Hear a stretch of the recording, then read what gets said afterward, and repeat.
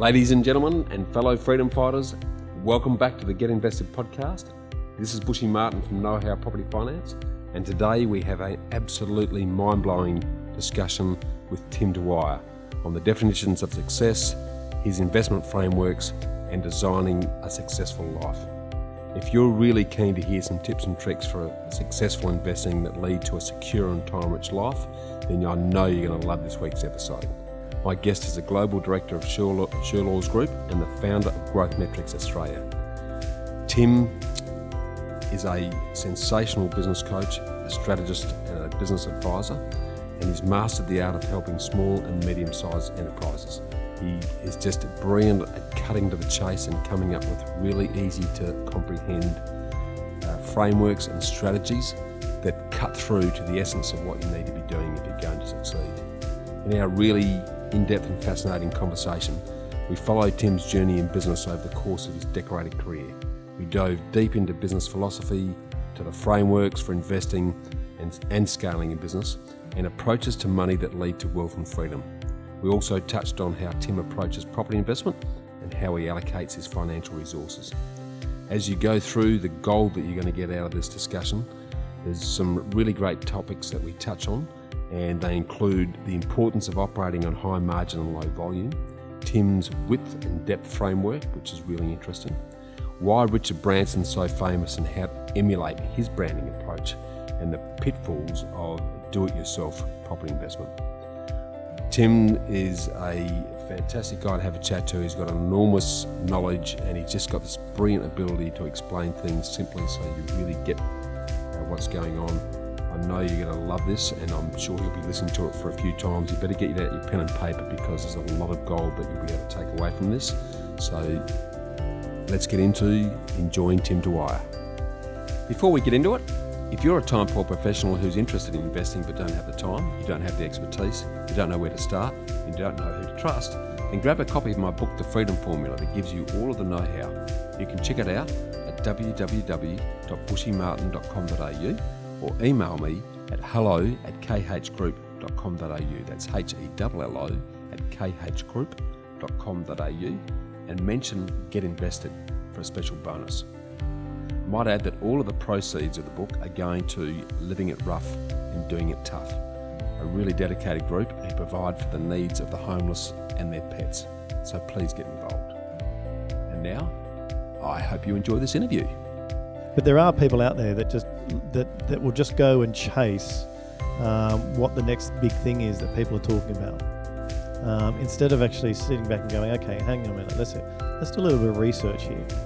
Welcome to the Get Invested podcast, where we share great conversations with experts from all walks of life to uncover their secret know-how on where they invest their time, their skills and their money, and the benefits that this has created. You see, the truth is that everyone invests. Every minute of every day, we're investing our time, our skills, our energy and our money in something.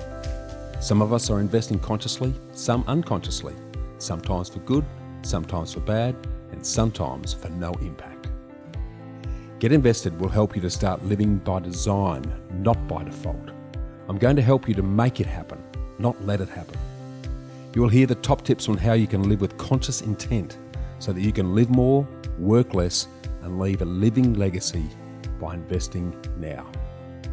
Listen to the show to discover the top tips on how to get started, make the most of your investment journey, and ultimately to be living your dream, not someone else's.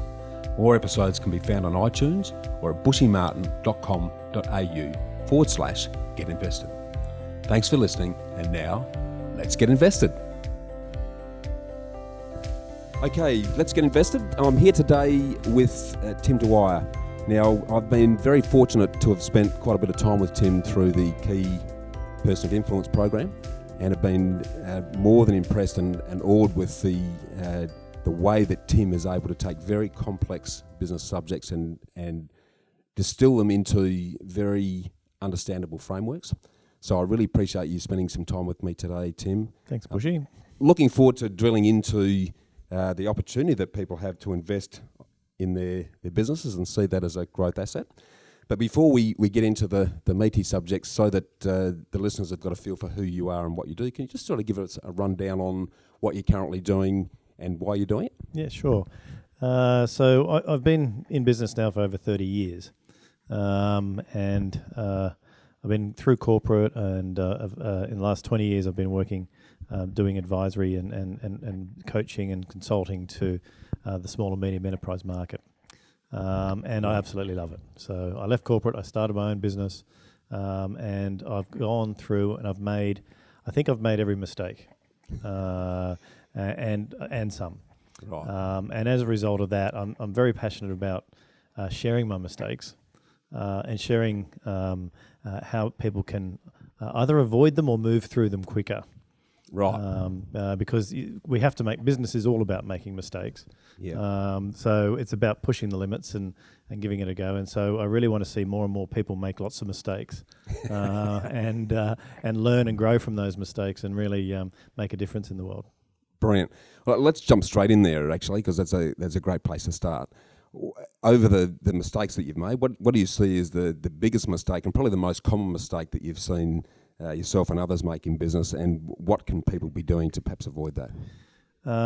Really big question. The mistakes sit in three areas. So the first area is their infrastructure that they operate on. Right. And then their overall revenue strategy, and then their approach to assets. Yes. Okay. Can you give a bit of an example to put some flesh around that? Yeah. So around the infrastructure one. So the infrastructure asset is infrastructure is what we run on. Right. Infrastructure is what sits behind the scenes. You don't see it, but if you don't have it, you don't operate very well. So it's not seen, but it's always there. So Gotcha. Example of that is there's three key infrastructure pieces that people need in order to be successful, and the better this infrastructure, the quicker and higher you can grow.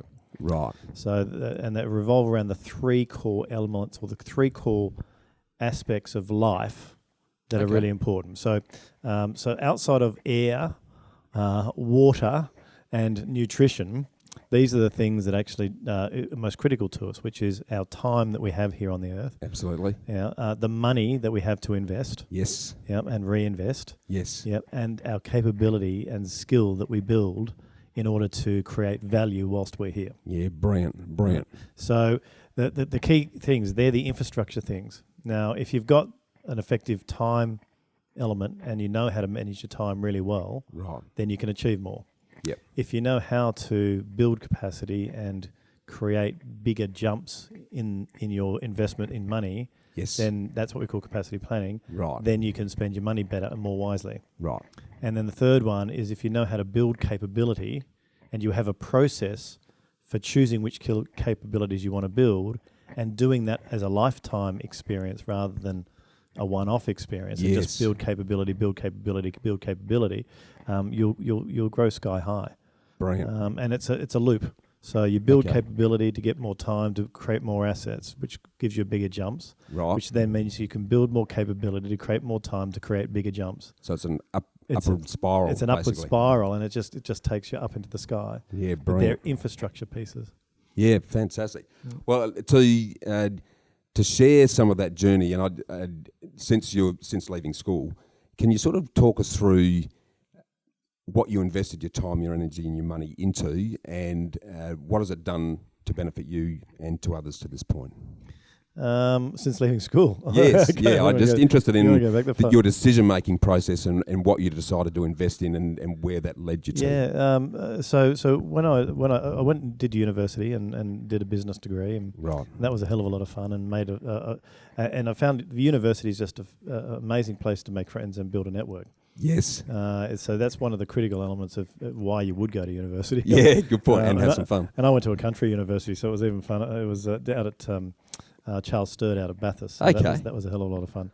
So I learned enough about business to fool someone by that point. Knew enough to be dangerous. Yeah, exactly. I had enough. See, business is about confidence. So if you've got a bit of confidence, then you can bluff your way until you make it, sort of thing. So then I took a year off and went around the world and explored a little bit there, and then I came back and I really telecommunications was really starting to hit the scene. So I actually decided to go work for Telstra because they were privatising and they were going through some massive changes. Good time to be there. I went and was one of their first sales units, basically. Okay. So that was a lot of fun. So and I just progressed through there for a number of years, and then I ended up heading up strategy for small and medium enterprise. Right. For their sales division. Okay. Which that's how I got into what I do now, because I went exploring the market, trying to find out who knew, who could tell me how small businesses work and how they go from small to big. There wouldn't be too many people that can answer that question. It took me 2 years to find someone. 2 years. 2 years of searching to find someone. Mm. And it wasn't until one of my mentors, internal mentors, he'd been my boss for many years. Yep. Actually said, Tim, you've got to come and meet this guy. And I was introduced to a guy by the name of Darren Shirlaws. Right, okay. He's a and legend in the space. Yeah. And Darren said, so what do you know? And then he took me through how small and medium enterprises actually grow. Okay. So through that process and through that introduction, I then started to investigate more and more about the methodologies and how businesses go from startup and how they move through to investment phases, how they move through into good times, how they then move into payback where they get the big rewards, and straight after that they get frustrated and stressed and disillusioned with the whole process of building business, to how they then go into research and they re-energize themselves, and the successful few make it all the way through to advanced growth. Right. So, and since then, I had a look at it and I said, this is something I really wanted to get into because I saw the merits of it. Yep. And as a result of that, I then decided to, I had 9 years at Telstra, which was a good stint, and they'd been really good to me. And I went over to China and did an Asian masterclass, and awesome. they educated me on so many different levels it wasn't funny. Right. So they really great exposure. It was incredible exposure to build capability. Yeah. And so I'm very, very grateful for them for doing that. Yeah, brilliant. And then I took those learnings and I said, well, I can't do what I need to do inside Telstra. Yeah. I needed to actually get outside of Telstra and actually learn about small and medium enterprise. Right. So one day I might be able to go back and help Telstra. Yeah, okay. Have you been back to help Telstra? Not yet. I bet they'll knock on the door before too long. At some point, I'm pretty sure that they will, but I've got a little bit more to go before around the technology space yet. Right. Because there's some interesting stuff happening in that space. Yeah, brilliant. So what I'm hearing is that you've been investing in your own capability and your own skill set to be able to add some value back to that audience. Yep. If I look at where have you, what was the first dollar that you invested in, and how did that go? Can you remember? First dollar I invested would have been a business. Okay. When I was 12. Yeah. Okay. What was it? I think I've already told this story on the Dent podcast. I invested in selling coffee to kids. Coffee to people in the in the petrol queue.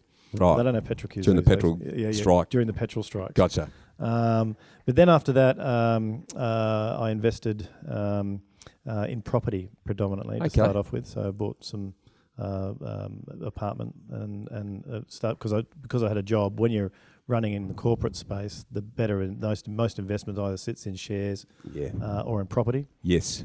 So that's what I did there. So I invested in shares and property. A bit of a mix. A bit of a high risk one is the biotech stuff, which I've still got. Right. Yes. You'll probably still be holding them for a while. I'd imagine. I'm keen to drill in there. Obviously, I have a personal interest in the property space, given that property's been very good to me on my own journey, and it's not uncommon for corporates who are time poor, who are chasing career and chasing income, to then in parallel look at growth assets like property and shares as a way of building wealth. What was it that, because you're obviously fairly young when you did that, and I find there's a lot of people who don't even start thinking about that until the kids have left school and they suddenly realise their super's no good and holy shit, I need to do something. Yeah. What was it that triggered your awareness and need to go, right, I need to invest in property and shares at that stage? Can you remember? In the early stage, it was just what came from my father. He said, right, Just get in early and bite off more than you can chew, and away you go. Right. But he's also quite conservative. But at the same time, he's just sort of said, look, get invested and keep invested and just keep plugging away, and it'll all turn out okay. So what I then did is I invested in property to start off with, and then I flipped asset classes. Okay. So I flipped asset class into business. So I'm not just property now. I'm in business. Yeah, of course. Quite heavily. Before we drill into that, then we look at property specifically? You talked about apartments. How have they performed for you? Do you still have them? I don't have them anymore. Not those ones. Right. If I did anything right now, I would never sell any properties I bought. Yeah. That is one of my regrets. Right. Okay. Good to know. Yeah. So I had 3, which I then sold, and I would have actually, if I just, instead of getting rid of them, if I just leveraged them instead a little bit more, I would have been fine, and I would have had both asset classes. Yes. So I made a mistake. So now what I'm doing is I'm now flipping my assets from my business assets back into property. Yeah. Okay. Right. Well, the good thing here is the investment. Anything's a journey. And if the property has given you the leverage and the capability to have funds to then invest in the business, that then enables you to invest back in those more passive assets, well, it's not a mistake. No. Well, it's a learning. I mean, again, if I had my time again, I'd do both at the same time, right? And get the leverage that way. But at the same time, I didn't. There wasn't people out there teaching this sort of stuff. No. 25 years ago. No. Everyone held their secrets tight to their chests. Hasn't changed much, Tim. And well, I mean, the people out there that are educating people, I just think they're awesome. Yeah. Because they're sharing the learnings and they're sharing the how-tos. Yeah. And the more wealth that we can create for all of us, the more good we can do, and the more give back we can do. Yeah, exactly right. So if we come back to the fundamental definition of investment, how would you define invest? Investment. So you can invest in 3 different things. Yeah. The 3 asset classes are your time, your money, and your capability. Yes. Right. So spot on. So investment is just all about working out, well, where do you want to invest your time, or where do you invest your money, and why? Yeah. And then the key element is the process that you go through to invest. And when you go through a solid process, then you have a higher chance of success. Yes. Well, let's focus in on success for a minute. Yep. How do you define success? Okay, so I actually just wrote this to a board recently, actually. Okay. Because there was some shenanigans going on in this particular company. And I wrote to the board, and I said to them, success is about making mistakes. So people that make mistakes and take responsibility for those mistakes by acknowledging the mistakes first. Right. Then looking at the mistake and going, what can we learn from that mistake? Yep. And then developing a process or making a change to make sure that the mistake doesn't happen again. Yep. And ultimately then taking responsibility for that change to occur. Yes. Those people and those businesses that do that process will be successful. Right. Because it's just a process of making a mistake, taking responsibility, learning from it, making changes and growing. Yep. Because you actually personally grow through the experience when you take responsibility. Yep. Now the flip side of that is businesses that fail. Mm-hmm. Ultimately what they do is their first response is blame. Right. Then they move into a space of judgment. Yep. They try and justify. They create reactions. And ultimately they destroy the asset value of whatever it is they're working on. Right. And ultimately they'll fail. Yes. Now, in businesses, in big businesses, a business, it can take 6 years to build up a culture. It can take 12 months to destroy one. Absolutely. So it's really important for people and organisations to look at their own belief systems and look at their own approach to business and investing. Because when you can see the process and you can take responsibility that you drive the process, There is no one else you can blame for any of your outcomes. The mirror is the great judge, isn't it? It is. Yeah. It is. And the more people can learn and grow and develop under that philosophy, and under the fact that take responsibility of being responsible is about building your own skill, is about investing your own time and money. Yes. Doesn't matter if there's external people involved or it's internal people. Yep. If you take responsibility for every element of it, you'll succeed. Yeah, totally agree. If we focus on that piece a little bit more, I often use the analogy that if a baby learning to walk fell over and said, "Oh, this is all too hard, I'm just going to keep crawling," rather than keep doing it until you get it right. I see a lot of parallels in the property space where I'm helping people to take them on a journey towards investing in a portfolio that's going to get them to the end. A big part of what I talk to them about is expect problems. There are going to be issues. Yeah. And if we've got contingencies in place that are going to be able to absorb and handle those, and that breeds a mindset that says, I'm just going to stay the course. There are going to be issues. How have you tackled that in the business arena? Because if I use the stats on property, over 70% of property investors only have one property, and 50% of those sell it within the first 5 years. And I know that the reason that is the mindset's not there. They don't expect issues. It all gets too hard. They wipe their hands. They blame everyone else, and they never do it again. Yeah. Have you seen a similar exercise in the business arena? Well, absolutely. That's the common experience of many businesses. So, how are you able to then get their mindset in the right place and get them to see the benefits of taking a long-term approach? So, so there's a couple of elements within that. So, firstly, you mentioned problems. So I actually take people through a process when I run my programs, and I sort of say problems is where you start. Yes. The problems are always there. Yep. It's just whether they're conscious or unconscious. Right. So I get people to actually unwrap all of the problems that are actually sitting in front of them with respect to an investment, with respect to their business, with respect to their relationships. Whatever it is, the problem actually exists. It's already there. It's just whether or not you're in denial or not about it. Yes. Right? So, but the thing around it is people see problems and they judge them. Right. So as soon as you go into judgment, you then stay in denial and you try and control a situation. And what ends up happening is there's reactions and no positive movement forward. Yes. Whereas if people go through a process of writing down their problems, they don't have to share them with anyone if they don't want to. They just go through, write down all the problems that you see in your world. Yep. If you can see them and just acknowledge them for this is where you're up to. Yes. Right? It's just is. There's no, it doesn't matter. It's part of the journey. It's part of the journey. It's where you're up to, right? Yep. If they can just sit there and acknowledge it and go, okay. Now they can go, okay, do I want to change any of that? Mm.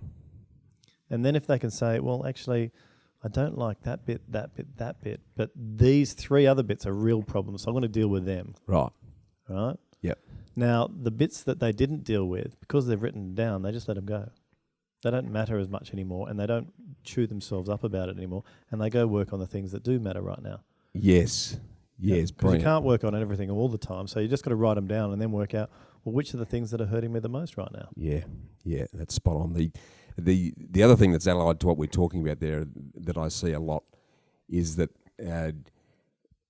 creating this ability to see the benefit of investing your time, your money, and your capability in a long-term result rather than an instant fix, because we all live on our iPhones and everything's at our fingertips, and patience and persistence just don't even get a look in. The biggest challenge I've had for investors is to see the merits of making the time now, to use the time they've got to give them time back. Yeah. Because time is, again, reinforcing what you were talking about, the importance of time usage in the property investment game. It's exactly the same, because you've got to even though you don't have the time now, you've got to make the time to use the time to create the time. Yeah. Similar exercise. How have you been able to motivate people to see the need to take this long-term view and to take action now that's going to get them to the right result? Yeah. So I mean, again, where they have to go first is look at their mistakes. Right. So just have a look at their history and have a look at the patterns that they've done before. Because again, you've got to have a crack. You've got to make a mistake to actually work out whether you've made the mistake. Yes. Yeah, spot on. So the first thing is there's a thing called what I call flip-flop. Right. And flip-flop is just flip-flopping from one thing to another thing to another thing to another thing. Yep. So some people go, well, I need to become wealthy. Right? So they go, oh, quick. Okay, so I'll go invest in the stock market. Oh, crap, the stock market went down. Oh, so I'll rip my money out of there and I better go invest in property. So they go whack their money in property, and then they go, holy crap, that didn't go as well as I thought it. Maybe I better go do it into biotech, or maybe I better go do it into. So the next best flavour. The next best flavour, and they just listen. So that's an extreme, but there are people out there that that will just go and chase what the next big thing is that people are talking about. Yeah. Instead of actually sitting back and going, okay, hang on a minute, let's do a little bit of research here. So let's get familiar with what the concept of property investment or entrepreneurial investment or buying a franchise or getting the corporate promotion, or like there's all those different asset classes that you've got and choices you've got. It's about getting fully educated on, well, what is that? What does it mean to be successful in that area? Yep. All right. Yep. And so there's a framework that we've used is called width and depth.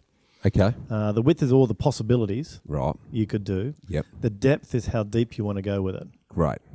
Right. Okay. The depth is the critical element. Yes. And that's a process. Absolutely. So you got to go through a concept phase where you work out why that whole thing exists. Yep. Then what is all the components that sit inside of it? Right. Then how does the inner workings work? Yes. Right. And once you do those three layers, you can get really, really good at it. And once you get really, really good at it, you can then learn how to teach other people how it works. Right. Then it becomes an asset. Yes. Right. Yes. Then you've got an asset to then leverage. Totally agree. And it's something that I'm very keen to drill in a bit deeper on this because, in my own case, early on in my career, I saw what I did in business as an income generator, not as an asset wealth creator. So a bit like your initial corporate career, you're putting your energy into building your skills, and then wealth was being created through property.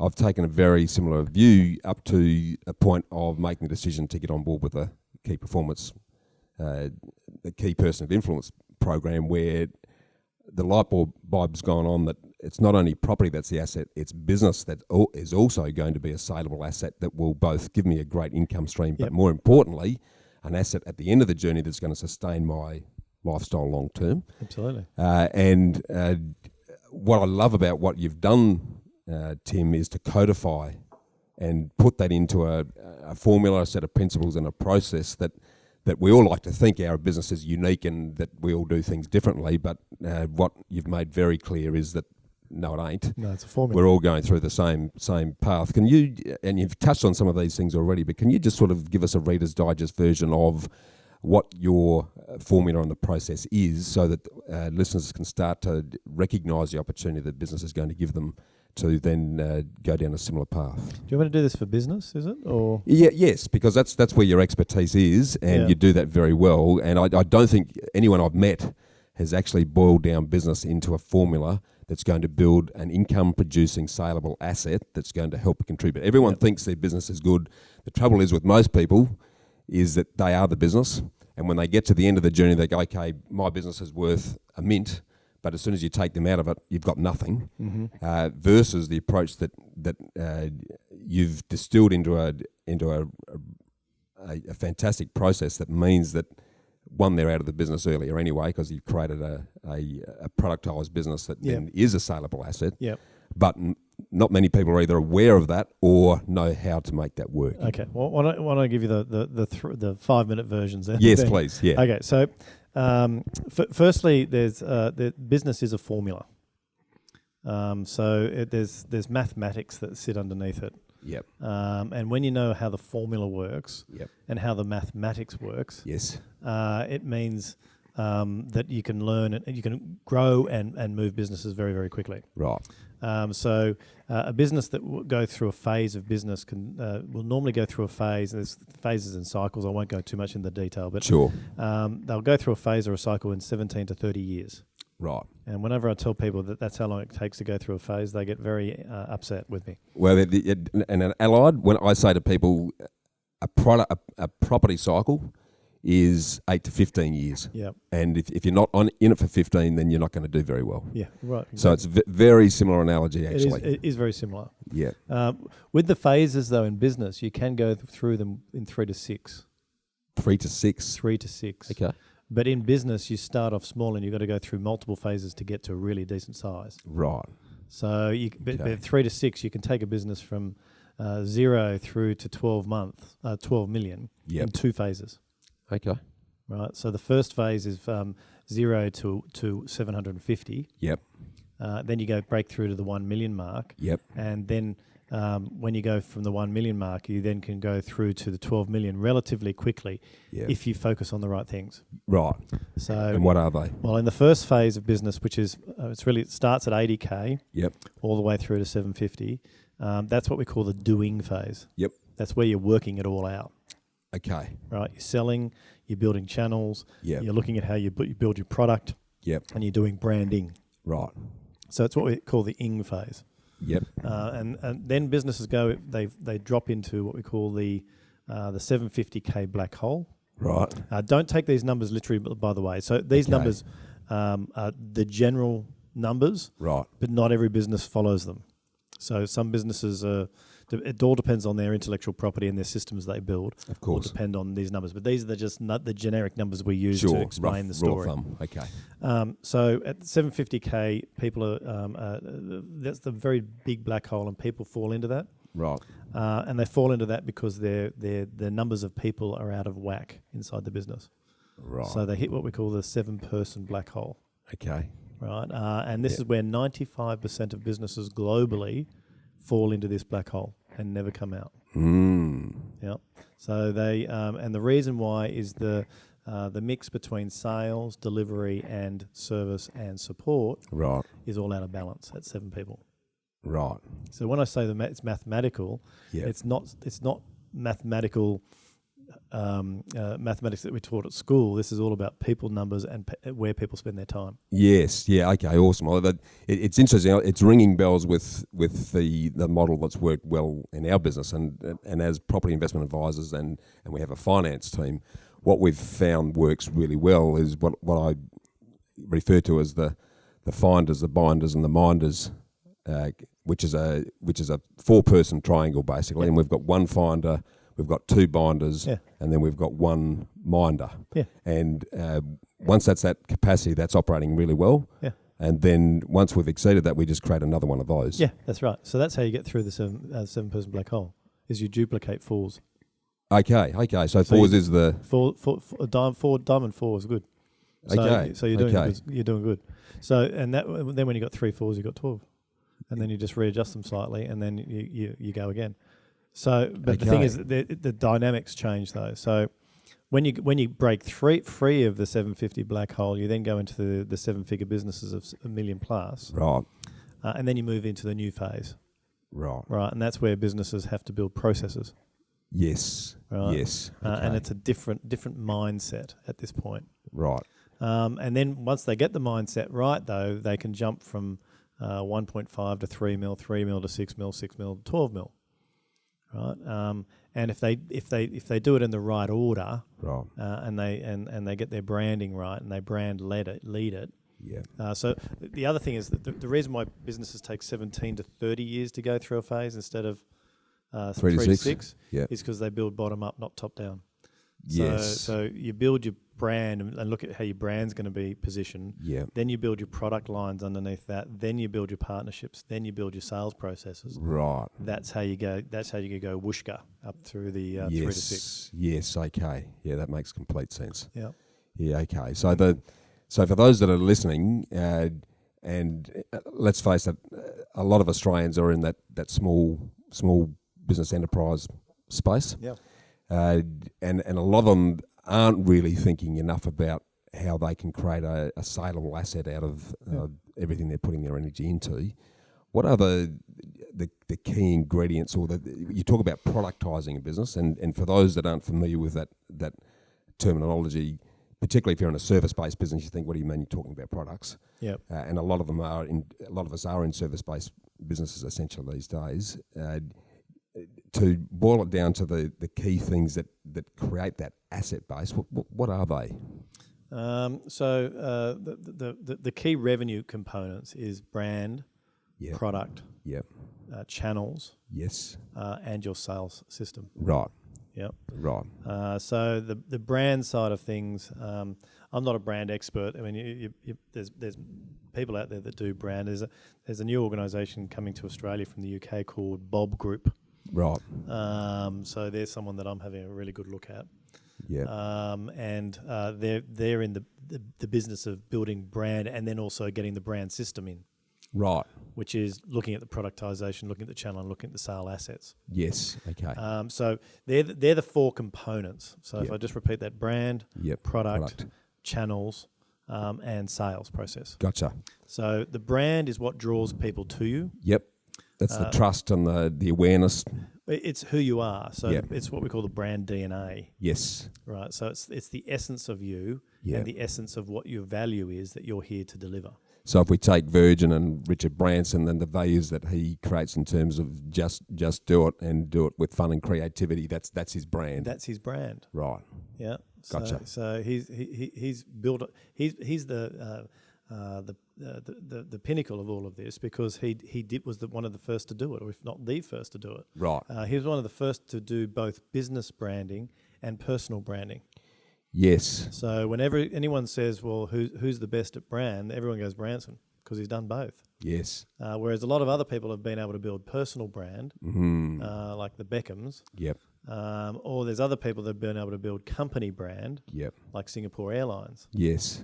Right? Yes. So you got either company brand or personal brand. The reason why Branson's so famous is because he's done both.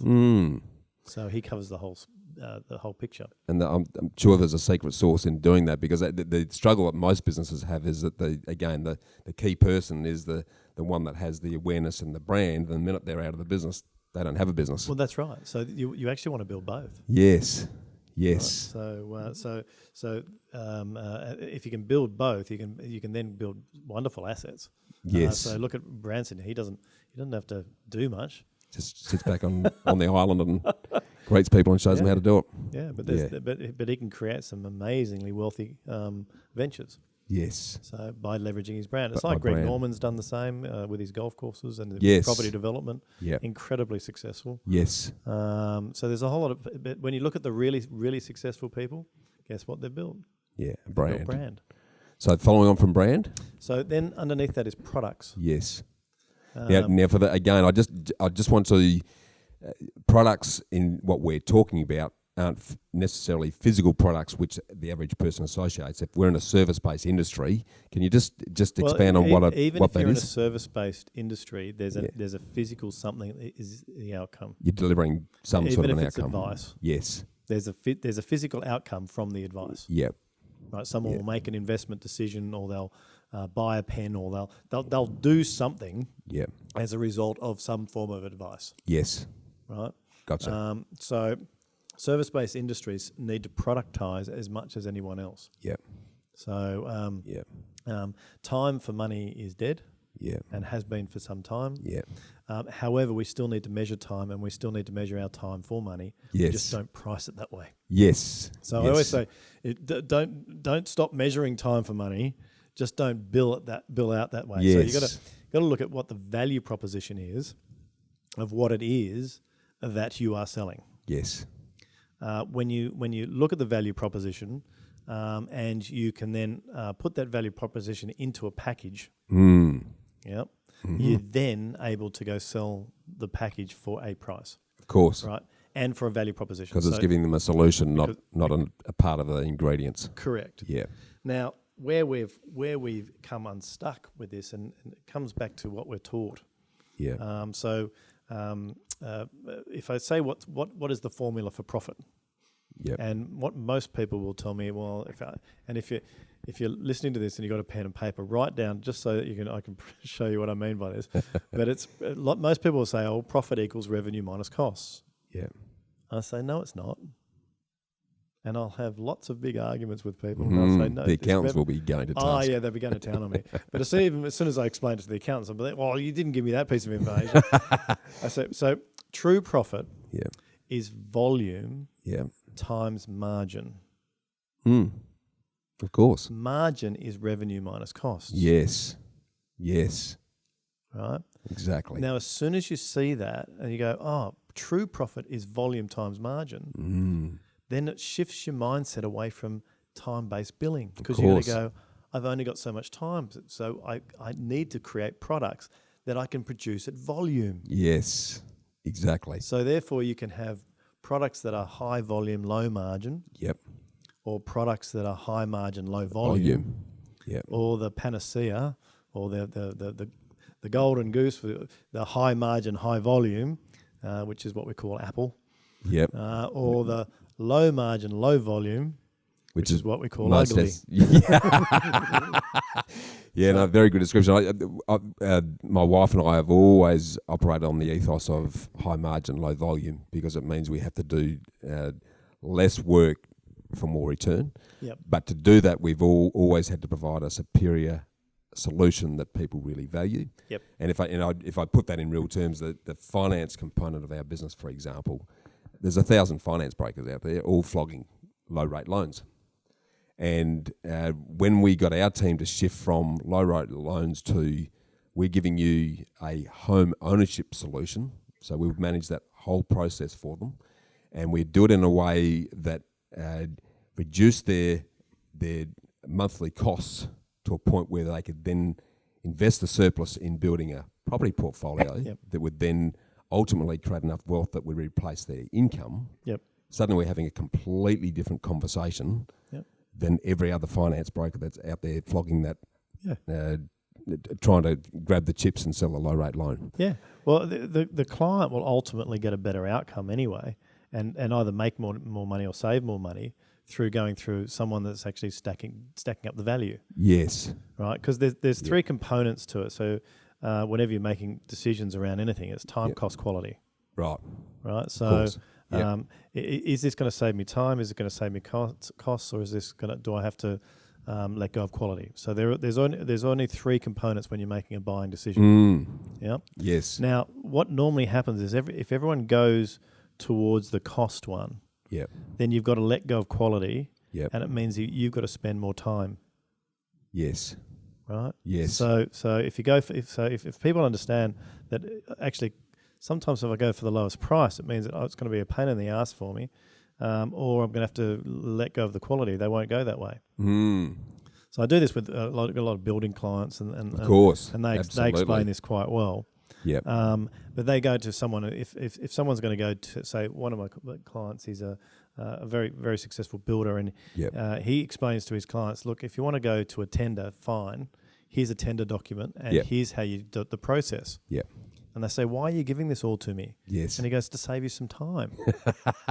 And they go, but you're still giving it all to me. You go, yeah, but it's going to save you a heap of time, because if you try and do this on your own and try and work it out, you're going to spend at least a week to 2 weeks of your own personal time trying to work all this out. At least. You've never built before. Exactly. And they go, I never even thought of it that way. So, but here's all the documents. Take them. It'll save you a week's worth of work. And they go, oh, okay. And they said, well, how can I save the other week? And they said, well, let me do the tender for you. And they all go, oh, okay, and why don't I show you how all the costing works? Why don't I open it up and I'll show you how it all works so that you don't have to worry about it? And then they go, okay, so I don't need to go to tender. And he goes, no, it'll save you a heap of time, and you'll get a better quality outcome. Yeah, brilliant approach. Yeah. So he's moved from competing with all of the seagulls to basically operating on the client side to give them the right result. Yeah, exactly. Yeah, brilliant. Yeah. Excellent. Okay, so that's covered that element. I think we're up to channels. So we've got brand, we've got productization. Yes. And then there's channels, which is all about how you get your product to market. Right. Right. Can you put some examples around that? So channels, again, for some of the listeners, may not mean a great deal. What does that mean? In the macro sense, if you look at corporates, because they're always a good example, Kellogg's produce cornflakes, Woolworths distribute them. Gotcha. There's a channel. Right? Yeah. So you're either a product company. If you're a product company, you need a channel to go to market. Yep. Yep. Sometimes you might be the channel. Right, so if you're really good at relationships, it could be that you're the channel and you're looking for products to put through your channel. Yes. Right. So if you're controlling the client opportunity side and you're just looking for a delivery or distribution arm, then you are the channel. That's it. Yes. But even channels need channels. Yes. Yes. Because channels are all about the relationship. Right. So product is all about the packaging up of value. Yep. Brand is all about the representation of value. Yes. Right. Yep. So the top two are value proposition and value packaging. Yep. The channels and sales is all about relationships. Yes. So channel relationships are the one to many. Yes. So they're the ones that can distribute you to where you need to go to get the clients that you want to be working with. Yep. And then the sales process is all about the conversion, which is all about creating relationships. Yes. So the channels is all about working out those ones, the relationships you want to be in long term. Yeah. That are going to give you the feed of the leads and the introductions. Yeah. Sales is making sure that you create the right relationships. Yeah. On the basis of the true value exchange. Yeah. And then if you establish that there's a true value exchange and the relationship is there in terms of trust, then conversion happens. Yes. Okay. Understood. Yeah, that's what we call solution selling. Yeah, brilliant. So you don't. It's not product flogging. No. It's giving a solution that the end user is going to find very high value. Yeah, and the most important thing around sales is knowing if you're not prepared to walk away from a sale, not prepared to walk away from an interaction, it means you're product flogging. Yes, absolutely. So it's all about a very good point. Yeah. It's more important to be able to say no than to say yes. Yes. And it's interesting you picked that up. It's something that we've instilled in the culture of our business. When we're meeting someone for the first time, we'll say, you're sitting on that side of the table deciding whether you want to do business with us. We're actually also deciding whether we want to do business with you. Yeah. Because if we're not going to respect each other, because this is a marriage we're going to. If we're going into property, then this is a 10 to 15 year journey. If we don't respect each other, if we don't have some fun together, and if we don't expect there's going to be some speed bumps along the way, but we're going to work together to actually achieve the outcome, we're better off shaking each other's hand and wishing each other well. Yeah. So I got a philosophy around business. Yeah. And I get more and more strict on this philosophy the older I get. But business is there's three pronged. The purpose of business is to create its maximum value exchange. Yes. In the least amount of time. Yeah, great. Whilst having the most amount of fun. Brilliant. Yep. What a fantastic definition. When you apply that and you go, and then when we're in relationship and we're going on this journey together, the speed humps are the mistakes. Yes. Because we have to make mistakes if we're going on this journey together. That's the growth opportunity, isn't it? That's the growth opportunity. Yes. Yeah, so whenever there's a mistake, especially when there's a mistake inside the relationship. Yes. If both parties take responsibility for the mistake, the journey together will continue. Of course. If one party blames, justifies, denies, tries to control the situation, the relationship will break down. Yes. Yes, that's a very good point. So the key element to it is choose the people you want to go on the journey with because you want to like them. Yes. So we choose our clients very carefully. Yep. And they choose us very carefully. Yes. And then once we're on the journey and once we're working with each other and no one's obliged. They don't have to stay. They can jump on and off at any time. Yeah. So I've got relationships. I haven't seen them in 5 years, but when we catch up, it's like yesterday. It's like old friends. That's like old friends. Yeah, exactly. Brilliant. That's brilliant. Yeah. Yeah, and it comes back to that respect, and if you're all shooting for a mutual goal, then you can ride through those things. Yeah. So no, that's fantastic, mate. I want to change direction a little bit here, in that there's been a lot of talk around what should I be investing in, and we've talked about the various classes. You can invest in business, you can invest in equities market, you can invest in property. There's a school of thought that says that I should invest in property more because all the baby boomers have basically been on this accumulation run for the last X years, and now they're starting to retire, so they're now divesting themselves of these assets. And we've got the young ones who aren't interested in ownership, they're just about lifestyle. So suddenly we don't have a need for that anymore. So don't invest in property, invest in your own brand. Now, I guess from my own personal perspective, I tend to diversify. So I think you need to have some irons in a couple of fires. So you absolutely got to invest in yourself. But at the same time, if you're reliant just on that opportunity and dynamically there's an economic impact that means that doesn't occur anymore, if you haven't got irons in another fire that's creating a passive asset that will give you an income stream but also sustain lifestyle, yes, we'll. It's like any asset class. Not all property is going to do well and never has. No. So I've spent a lot of time educating our clients that there's a formula to how to invest and where to invest and how to structure that investment to make sure that you're going to optimise the opportunity for growth. Mm-hmm. And they're things that most people don't think about, and I won't bore you with them now. But one, what do you think about that philosophy, and what's your approach to where you're going to invest your energy into the future? So property is one of those beautiful tangible assets. Mm. You can touch and feel property. Yep. Business is an intangible asset. Right. But it's a higher risk, higher return. Right. So this is all about risk and return. Yes. I think it was Robert Kiyosaki. I heard this from. He always said that the philosophy was you make your money in business, you store your money in property. Yeah. Spot on. And you protect against inflation with precious metals. Yes. Right? That's the hedge, exactly. With these days, it's you make your money in business, and you can make your money in property. Yes. And you protect your money in precious metals. Yeah. But then there's got this whole cryptocurrency now. Yes, the Bitcoin revolution. Bitcoin thing coming up with it, which is, watch this space, I reckon, in the next 10 years. That's going to be fascinating. But it will be. So there's another asset class being created. Yes. Which is quite incredible. But quite exciting, actually. Yeah, quite exciting. But at the same time, there's one asset class that's never going away. Yep. And that asset class is property. Yeah, I've always said that what I personally love about property, apart from the fact that you can leverage into it in terms of return on your investment, the fact that the banks will still let you borrow up to 95% of the value of a property says that they see it as a safe place to put money, but it means you're getting a 10 times return. There's not many, up until meeting you, there weren't many businesses that I've seen that have been able to achieve that sort of a multiplier when they get to the point of selling it. I've now seen that with what you can bring to the table, you do have the ability to leverage up that multiplier and create a similar return. Yep. But what drives the property market isn't you and I as an investor.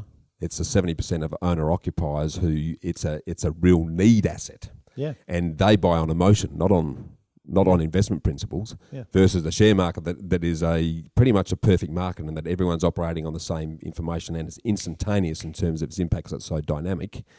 But none of them are buying on emotion. They're buying on what they think is the right price on the day. Yeah, well, the share market's like everything. It's all influenced by major players. Yes. So the share market's influenced by the funds managers. Of course. So the funds managers dictate what the share price is going to be. Yeah. The mum and dad investor that are doing the punt, really, they're playing at the engine. They're minnows playing with the whales, aren't they? Yeah. Yes. Yeah. So the thing around the thing I always encourage with everyone around any investment class, is work out how and why the investment class works. Yes. So if you know how it all works, you can then actually play it to your advantage. Yeah. I'll give you an example. I mentioned Darren Shirlaws, the guy he was a mentor of mine, and he's still a mentor of mine.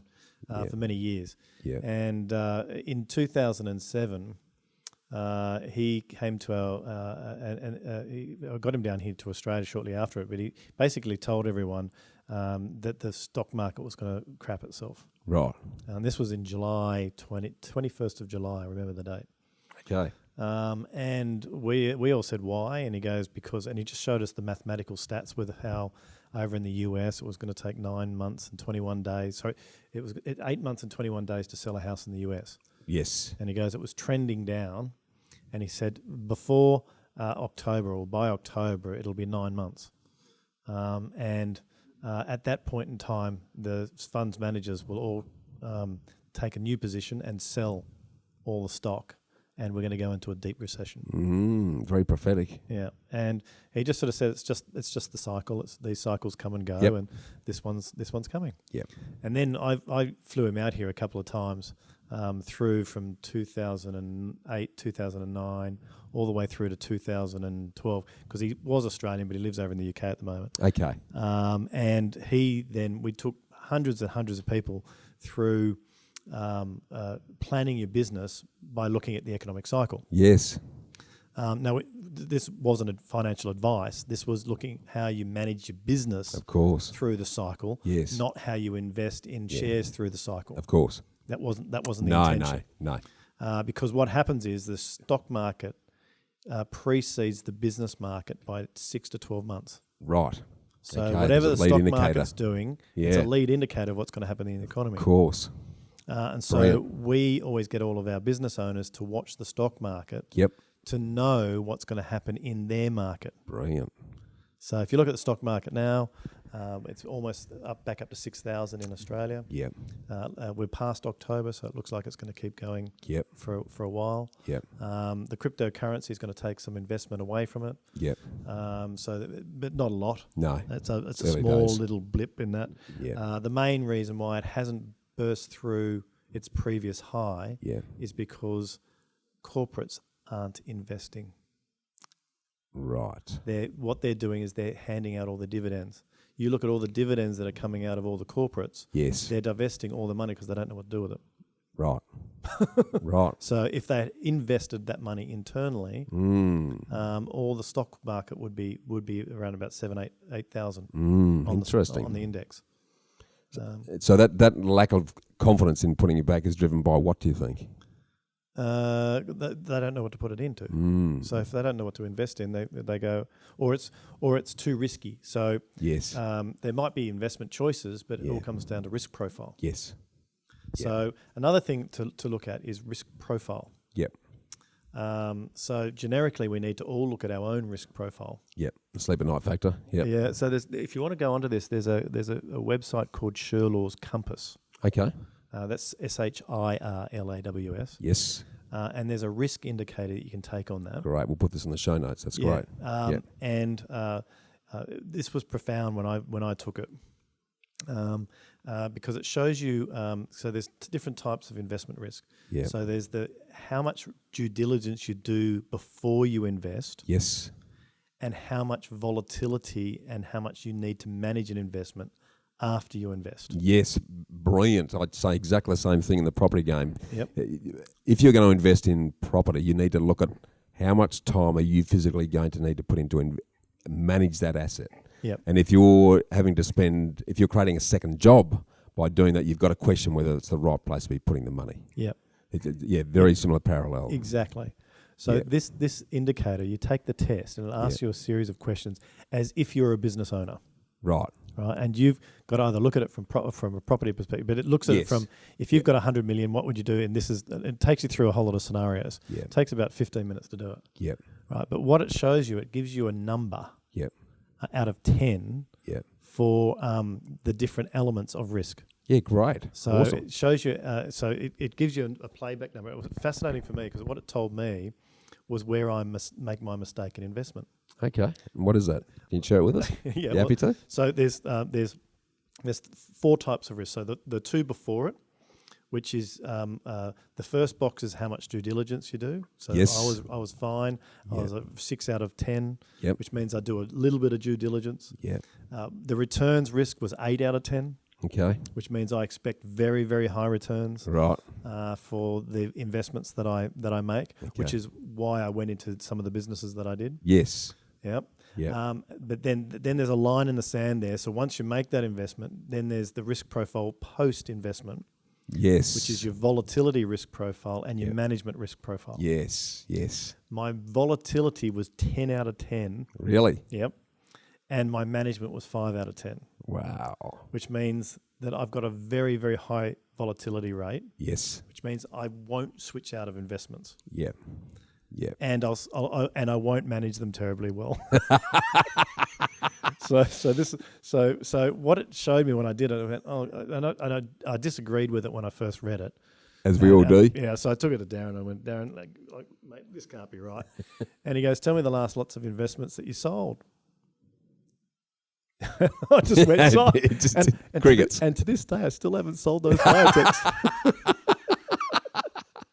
So the key is if you get the right people to manage it for you, you're going to be okay. That's what that's telling me. That's the bit. So now in the business world and the switching out of assets, I now switch out of assets in my business life. Yes. So switching out of assets is if a client's not working because it's not quite a match, switch out. Yeah. Don't try and. So colour your clients that aren't working. Yeah, I colour code my clients. Okay. Yeah, I do that. I colour code them.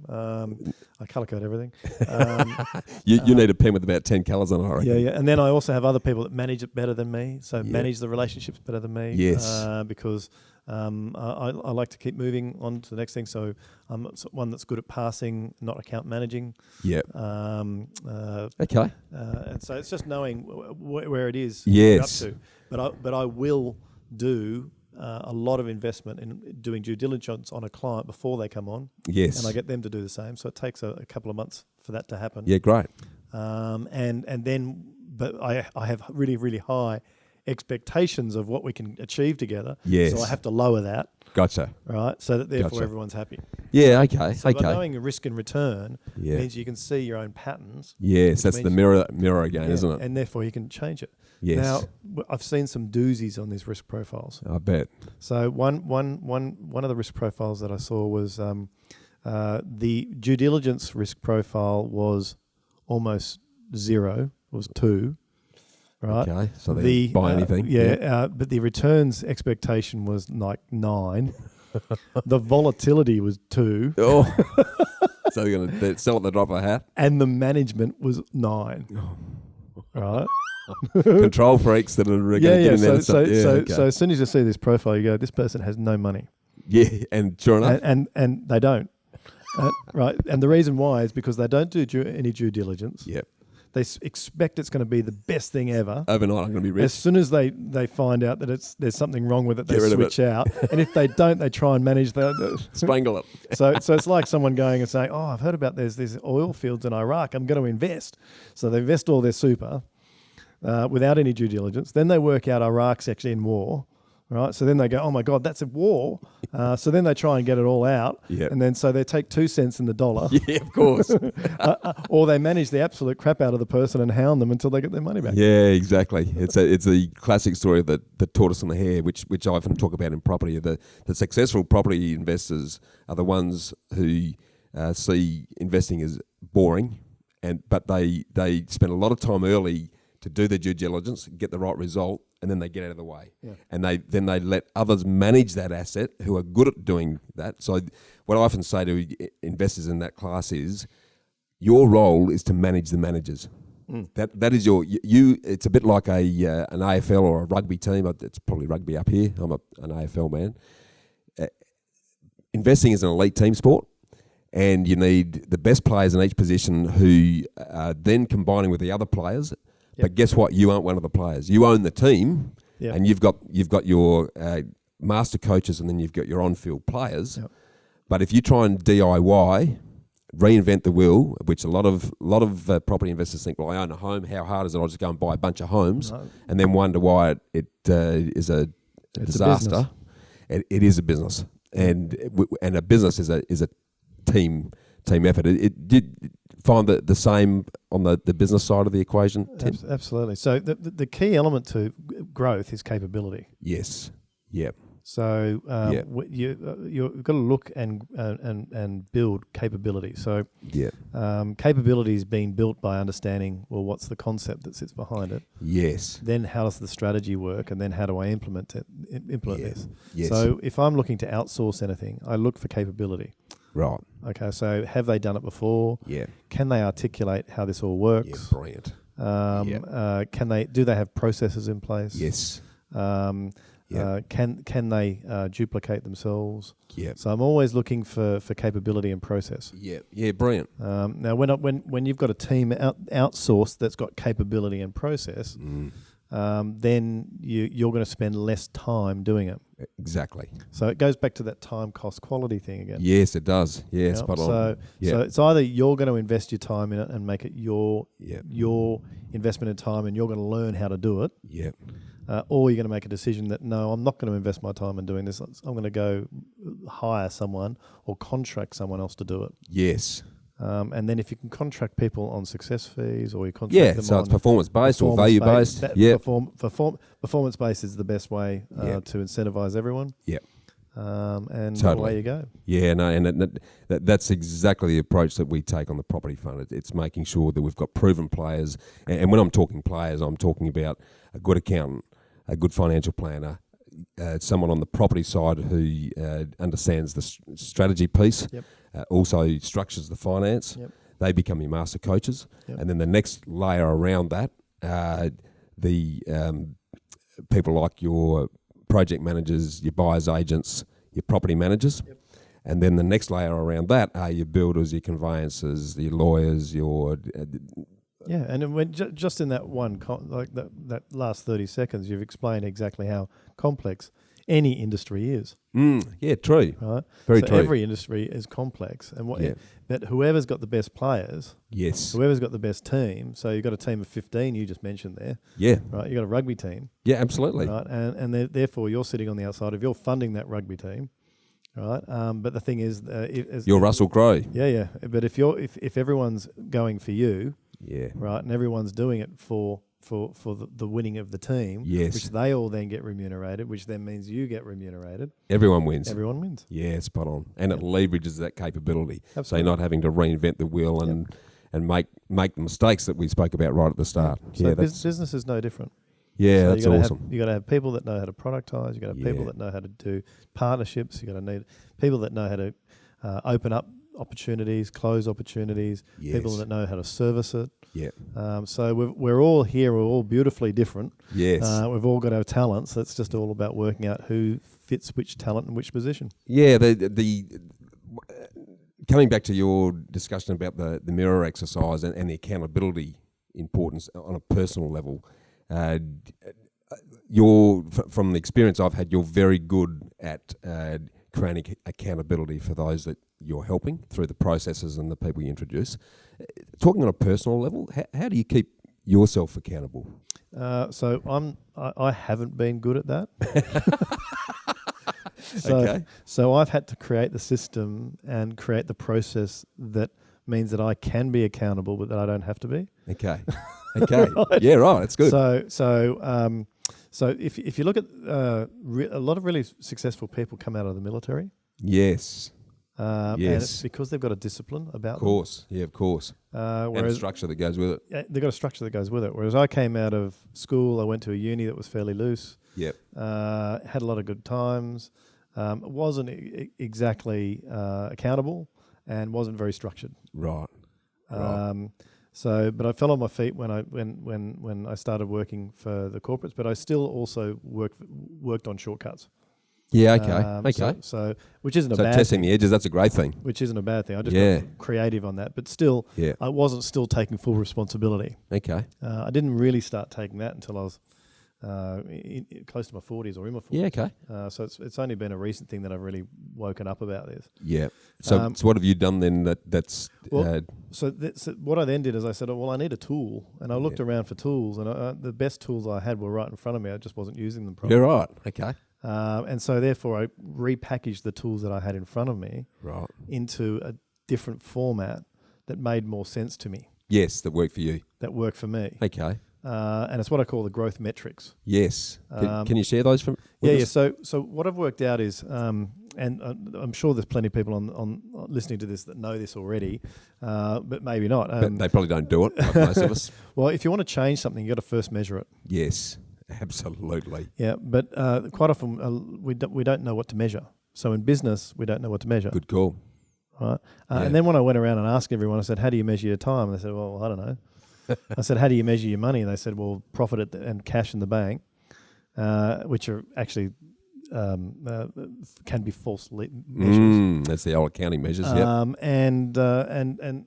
there's no measurement for capability. No. And what I had in front of me was I have measurements for time.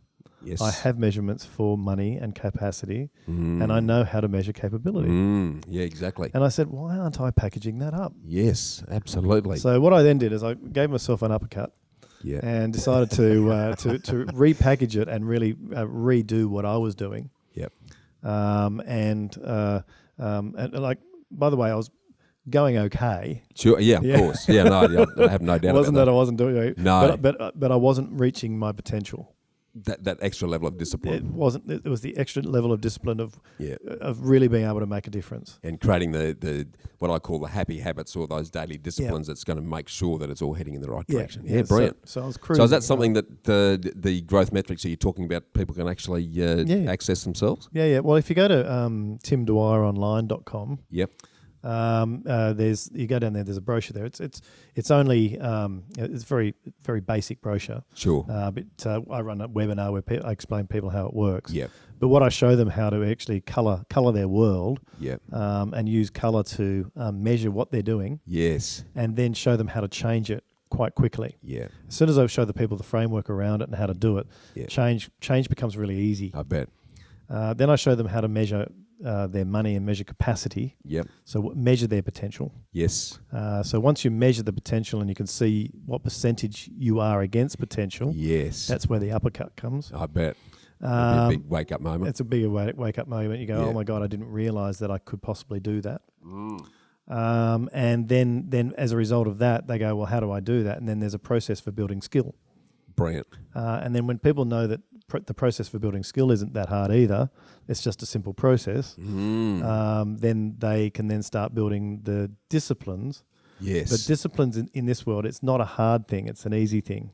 You want to do it. Yes, it's as not, opposed to being whipped to do it. Yeah, exactly. Yes. A lot of people see discipline as I'm being forced to do something. I'm being told that this is what I must do. I'm being told to do something. Yes. So then what I created was there's some people in the world that love running process and project management and stuff like that. That's not me. Right. I'm more of the creative type. Yes. And so therefore I brought Rebecca in to do that component. Yep. And then she just drives me, which I love. Yeah, brilliant. Because it means that she just keeps me in check. I don't have to think about a whole lot of stuff. She says, Tim, we've got to do this. I go, fantastic. Great.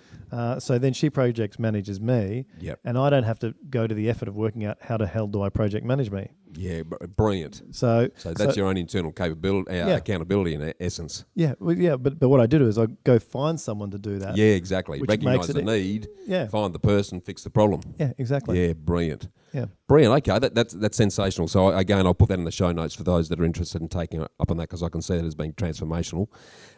Let's jump into the future for a minute, and can you share with us what does the end game look like for you? And more importantly, what are you going to invest in between now and then to make that happen? Okay, so I've got a risk and return matrix at home. Of course you do. You've got a matrix for everything. I do have a matrix for everything. So I've got a relatively high risk profile. Right. So it's my risk profile is 8.3 out of 10. Oh, okay. Yeah. Okay. Through the GFC, it came back a bit. Sure. So it came back to 7. Okay. That's still pretty high. And then now, so then it edges up towards the 8.3 again. So my business is a fairly significant asset class. Absolutely. Then I'm going to be investing more in property. Okay. So I'm getting that strategy put together. What sort of property, can I ask? What's your thinking around the property side at this point? Okay, so I'm actually thinking of if my wife's listening to this, I've dobbed you in now, mate. It's okay, blame me. yeah, this is just a thought at the moment. I haven't written down the strategy, but Sure. at some point we're going to need to move into another house. Yes. And I'm not going to buy that house. Right. Good. I'm going to rent it. Great. But what I'm going to do Access is for lifestyle, own assets. I reckon that's exactly how my wife and I operate. that's what I'm going to do. Yes. So I'm going to go lease the bigger house. Brilliant. That you could never get the Absolutely. The for. rent will be a fraction of a mortgage. And you got well, the horsepower actually, to put no, into right. something else. Well, maybe not. Okay. Because a lot of times we want security, so I'm going to Yeah. take a long-term lease on a house, Yeah. right? So a 5-year lease, Yep. which will get the kids through the rest of their school. Smart. And then have all the investment properties out there that are earning the income. Absolutely. And they will be at a different asset class within the property class. Brilliant. So that's that one there. And then I'm going to have a bit of a punt on the cryptocurrency. Yeah, okay. So- I'm going to talk to you about that because a lot of our investors are coming back to me saying, what's this crypto business? And I say, well, park this space. I'm going to do the due diligence to let you know how good it is, what the risk is, what the volatility of that risk is going to be based on volumes, and then how much of your hard-earned, based on how your risk profile is, should you throw at this thing. Yeah. Because it's a bit like I can see why it would appeal to you because it's massive potential reward, Yeah. but given it's a growing market, it's going to go up and down like a bride's nightie. It's got so far to go. This is the Wild West right now. Absolutely. So Yeah. So Okay. investors beware is what my comment is. But the thing is, that there's going to be some massive wins. Yeah. And those people that bought Google, Yes. when it was $5, Totally. Do you know anyone? No, I don't actually. Yeah, Do you? No, neither do I. But No. but I'm sure they're out there. There must be. That's right. but the thing is, the Googles of these world, when they come, but the people that bought it at $50, $100, they're all doing really, really well. Absolutely. So it's Yeah. like you don't have to be the first in. No. But I am doing my due diligence on it at the moment. Yeah. I've got friends that are doing their due I'm diligence going on to it. compare notes with you on that. Yeah. I This just is think have a look at it. Be careful. Yeah. Yeah. Do the due deal. I agree. And just and if there's some risk money, if there's what I say to people, I had someone ring me last week and say, "Hey, Bushy, I'm going to get into this Bitcoin thing," and I said, "Okay, if you're going to jump in without doing the due diligence, here's what I suggest: assume you're going to put money that you're never going to get back, and if you lose that and that doesn't make any difference to your life, no problems at all. You go for broke. But if it goes bad and you lose a lot, and that's going to have a big impact on you, then you need to think carefully about absolutely. that." Yeah. So again, I'm no financial planner. I'm not a share expert. So if you look at portfolio management, if you get if people want to draw a line, so you draw an L shape. Yep. And you number 0 down where the Apex is. the apex is. Yep. And then you draw a 10 at the other end. Yep. On the horizontal line. On the horizontal line. Gotcha. Yep. Yep. So when you so 0 to 10, I'm just writing this so I can remember. Yeah. You then go, what do you reckon your risk profile is? Right. So for me, I'll be about an 8. So you'll be about an 8, which is a high risk profile. Yep. Yep. Yep. Most people that work in stable jobs and that sort of stuff, they'll normally have a risk 4 or profile 5. less than 5. Right. Right. Yep. To run a business, you want to have a risk profile over 7 Right. because you got to take a lot of knocks. Of course, it's going to be up and It's down. going to be some ups and downs. So Yes. If I see someone with a risk profile less than 7, Yeah. and they're going to go start a business, I'll sort of say, look, They'll strangle it. well, it's okay. No, they can still be successful. They just have to be aware that they're going to be really outside their comfort zone. Yes. And be able to So- sleep with it. Yeah, Yes. that's all. Yeah, that's it. Right. So Yeah, good call. it's just about understanding how uncomfortable do you want to be. Yes. Right. Yes. Yep. So therefore, then if you're say risk profile 8, Yeah. what you want to do is you want to have the average a little bit less than 8. Yes. So therefore, you'll have some secure assets that Brilliant. might be around the 3s and the 4s, Which might be your property side which of the is your portfolio. property side of the portfolio. Yep. And then you'll have a little bit of money. Yes. Here In the crypto- bitcoins. in the Yeah. bitcoins and the cryptocurrency that's got the possibility to go 10 times. Yeah. But the other, probably the lower risk, will give you a steady return rather than a 100% return. Yeah, brilliant. But the two balance each other out. Yeah, fantastic. Right? Yes. So there's some built-in diversification with that, which is fantastic. Well, that's what funds managers do. They look at their portfolios. Yeah. And they'll look at the risk profile of their clients. Yes. And then they'll match the returns against what their clients' expectations are. And the time frame put in there, because the investment horizon has a massive impact on risk as well. Absolutely. So, just picking up on something you've mentioned, and I commend you on this, Tim, because we're in a similar boat, and I talk to a lot of people about the rent vesting opportunity. And this affordability crisis that the media loves hammering the pollies about, and the pollies then knee-jerk and hammer the banks about, and the banks then demonise investors and they jack the investment rates up, and it doesn't solve anything because the investors are only less than 30% of the market. I've just had a rant then. Drilling that back, what I love about what you're about to do is, and not many people can get over their egos to do this, by the way, is to take that philosophy of access lifestyle, invest in assets, and the rent, what's classed as rent vesting, I'm sure you've heard of it, I think is the answer to the generation trying to get onto the property ladder, because live where you want at a rent that's a fraction of a mortgage, but invest your capacity in properties and locations that are going to grow and structure them so it doesn't cost you anything, which you can do. Yep. What you're saying is exactly the same thing. You're going to live in the place and in the property that you want to. Yep. And yes, okay, the lease might be expensive, but I'll guarantee you, if you bought that property and borrowed most of the money to do it, the holding cost of that would be significantly higher than what you're going to do on a long-term lease. But what it does to you is free up the capacity with what you're doing to invest in these other opportunities, your business, the property, and the cryptocurrency, without putting a noose around your neck, tying yourself to a property where you're living on baked beans and dog food. And I've seen people do it on the belief that we've got to own our home, and then we'll retire on our super and a pension if we can get it, and then get to 55 and suddenly go, my God, life's looking pretty grim.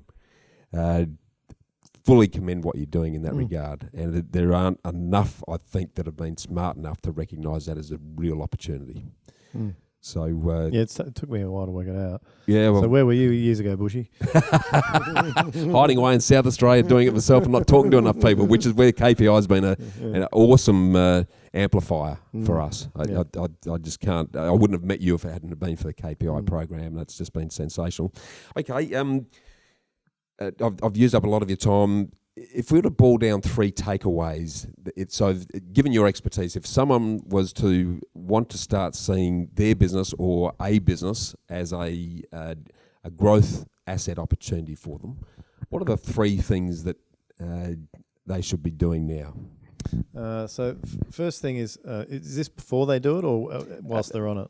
Perhaps both. Okay, well, before they do it, they need to do due diligence. It's like any investment. Yeah, they got to do their due diligence and got to have a look at, well, what is the investment? What's the return? Yeah.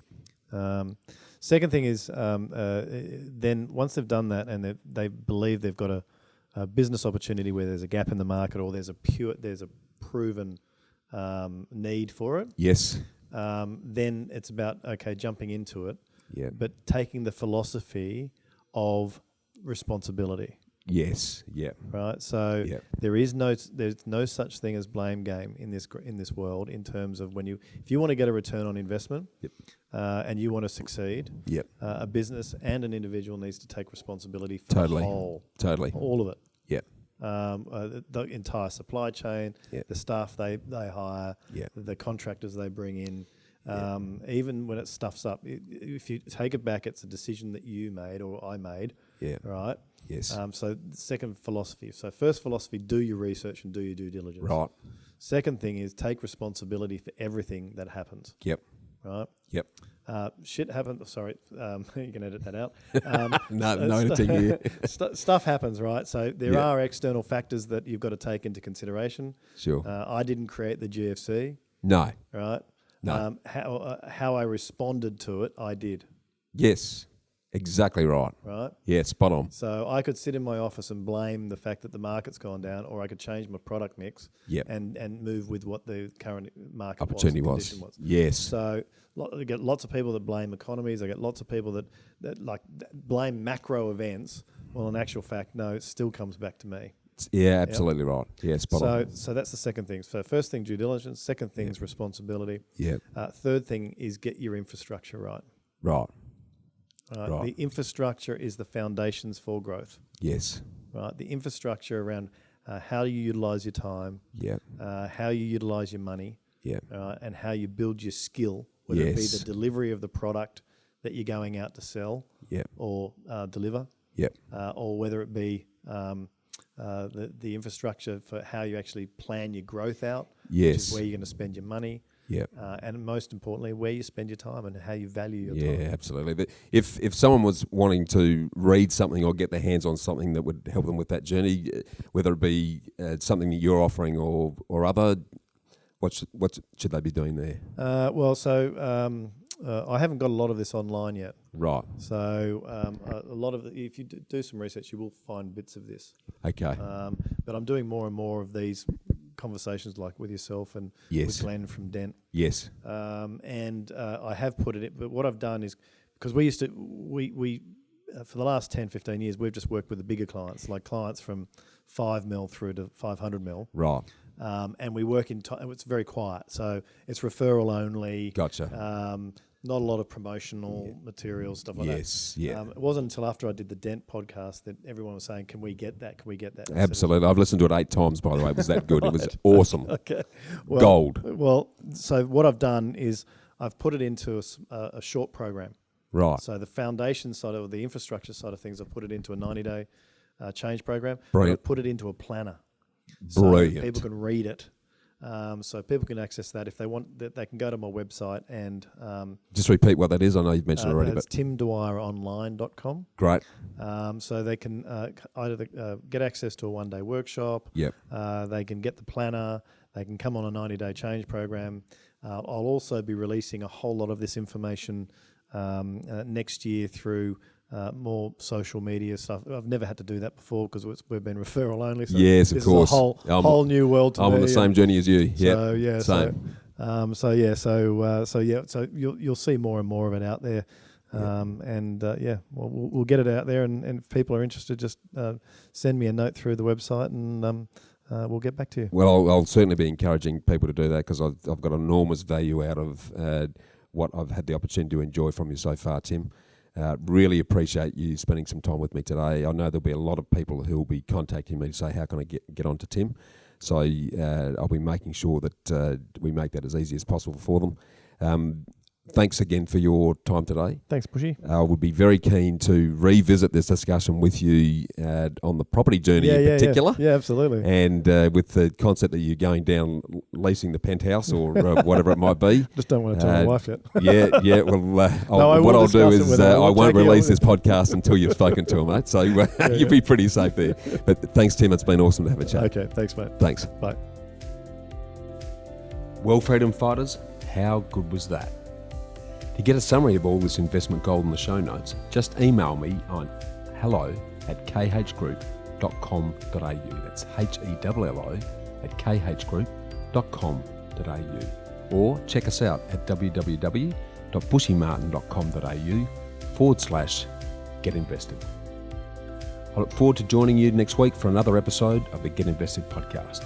So thanks for listening, and as always, dream as if you'll live forever and live as if you'll die tomorrow.